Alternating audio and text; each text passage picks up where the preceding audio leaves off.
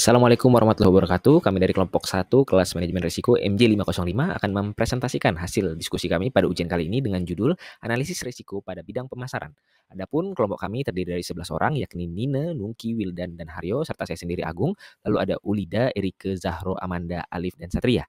Adapun alasan kami memilih tema ini, yakni sebagaimana kita ketahui dunia bisnis makin kompetitif. Pemasaran menjadi elemen kunci dalam membangun brand awareness, menarik konsumen, dan meningkatkan pendapatan. Namun pemasaran juga mengandung risiko dari eksternal maupun dari internal, mulai dari preferensi konsumen, tren pasar, persaingan, serta faktor internal seperti kesalahan strategi pengelolaan, ataupun pengelolaan sumber daya yang kurang efektif. Oleh karena itu, dengan menerapkan manajemen risiko, harapannya risiko-risiko tersebut dapat dikurangi. Serta rumusan masalahnya yakni ada 4, mulai dari apa saja jenis-jenis risiko pemasaran, faktor apa saja yang mengaruhi risiko tersebut, bagaimana dampak risiko pemasaran, serta strategi apa saja yang dapat diterapkan. Jadi perusahaan Forever 21 mengalami penurunan penjualan yang signifikan hingga akhirnya mengajukan kebangkrutan pada tahun 2019. Meskipun telah melakukan berbagai strategi pemasaran seperti promosi besar-besaran dan peluncuran produk baru, perusahaan ini gagal beradaptasi dengan perubahan tren fashion dan preferensi konsumen. Pergeseran minat pelanggan ke model berkelanjutan serta meningkatnya popularitas belanja online membuat Forever 21 kehilangan daya saingnya di pasar. Berdasarkan data dan fakta, pada puncak kejayaannya pada tahun 2015, Forever 21 mencapai penjualan global sebesar 4,4 miliar dolar. Namun pada tahun 2018, penjualan perusahaan ini diperkirakan menurun sekitar 20-25%. Penurunan ini berlanjut hingga Forever 21 mengajukan kebangkrutan pada September 2019 dan mengumumkan rencana penutupan antara 300 hingga 350 toko di seluruh dunia, termasuk hingga 178 toko di Amerika Serikat. Faktor-faktor seperti persaingan ketat di industri fast fashion, perubahan preferensi konsumen menuju belanja online, dan ekspansi toko fisik yang berlebihan berkontribusi pada penurunan penjualan ini. Pada pembahasan kali ini, saya akan menjelaskan manajemen risiko menurut para ahli. Yang pertama, Kotler dan Keller tahun 2016. Dalam buku Marketing Management, Kotler dan Keller menjelaskan bahwa risiko pemasaran dapat dikelola dengan strategi analisis pasar yang baik, perencanaan yang matang, serta diversifikasi produk dan pasar. Mereka menekankan pentingnya pemahaman perilaku konsumen dan tren industri untuk mengurangi risiko. Yang kedua, Hilson tahun 2002, manajemen risiko dalam pemasaran harus mencakup pendekatan proaktif yang tidak hanya berfokus pada mitigasi ancaman, tetapi juga pada pemanfaatan peluang. Hilson menekankan bahwa risiko terdiri dari ketidakpastian yang dapat berdampak positif maupun negatif terhadap pencapaian tujuan bisnis.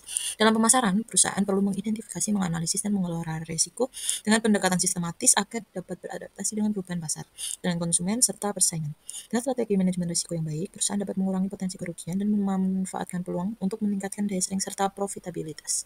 Yang ketiga, Shiatsu tahun 2016, manajemen risiko pemasaran harus berfokus pada pengelolaan ketidakpastian dalam lingkungan bisnis yang dinamis, terutama yang berkaitan dengan perilaku konsumen, persaingan, dan teknologi. Menurutnya, perusahaan harus mengadopsi pendekatan berbasis data dan analisis pasar yang mengidentifikasi serta mengurangi risiko yang dapat mempengaruhi efektivitas strategi pemasaran.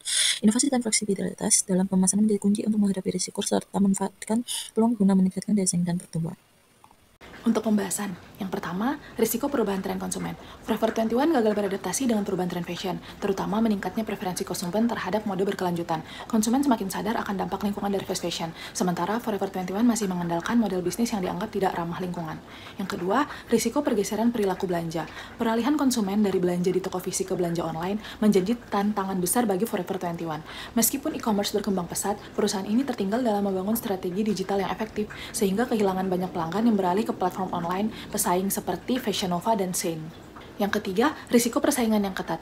Industri fast fashion sangat kompetitif, dengan kehadiran pesaing seperti H&M, Zara, dan merek berbasis digital seperti Shein yang lebih cepat merespon tren pasar. Forever 21 tidak mampu bersaing dalam inovasi dan kecepatan produksi, menyebabkan pangsa pasarnya terus menurun. Pembahasan selanjutnya yaitu resiko ekspansi berlebihan. Forever 21 melakukan ekspansi agresif dengan membuka banyak toko di berbagai lokasi. Namun, dengan menurunnya kunjungan ke toko fisik, biaya operasional yang tinggi menjadi beban berat bagi perusahaan, memperparah krisis keuangan mereka. Resiko kesalahan strategi pemasaran. Meskipun Forever 21 melakukan promosi besar-besaran dengan menawarkan banyak diskon, strategi ini tidak cukup untuk menarik kembali pelanggan. Kampanye pemasaran yang kurang tepat sasaran, serta ketidakmampuan untuk memahami preferensi generasi muda juga menjadi faktor kegagalan. Kesimpulan pada presentasi kali ini yaitu, kasus Forever 21 menunjukkan pentingnya manajemen risiko pemasaran dalam menghadapi perubahan tren dan persaingan bisnis. Penurunan penjualan yang drastis hingga keberangkutan perusahaan pada tahun 2019 disebabkan oleh kegagalan dalam mengantisipasi perubahan preferensi konsumen terhadap mode berkelanjutan, pergeseran ke belanja online, serta strategi ekspansi yang tidak terkendali. Manajemen risiko pemasaran yang efektif harus mencakup analisis pasar dalam inovasi strategi serta adaptasi terhadap dinamika industri. Dengan pendekatan yang lebih fleksibel dan berbasis data, perusahaan dapat mengelola risiko secara lebih baik dan meningkatkan daya saing di pasar secara terus berubah. Saran dari presentasi kali ini yaitu sebagai langkah perbaikan, Forever 21 perlu menerapkan manajemen resiko pemasaran yang lebih adaptif dan berbasis data untuk menghadapi dinamika pasar. Perusahaan harus lebih responsif terhadap perubahan tren fashion, khususnya dengan mengadopsi konsep mode berkelanjutan yang semakin diminati konsumen. Selain itu, investasi dalam transformasi digital dan strategi e-commerce yang lebih kuat diperlukan agar dapat bersaing di era belanja online. Pengelolaan stok dan ekspansi toko fisik juga harus lebih terstruktur untuk menghindari beban operasional yang berlebihan. Dengan strategi pemasaran yang lebih inovatif, berbasis tren konsumen, dan pengelolaan risiko yang baik, Forever 21 dapat meningkatkan daya saing dan mempertahankan posisinya di industri fashion global. Terima kasih atas perhatiannya. Wassalamualaikum warahmatullahi wabarakatuh.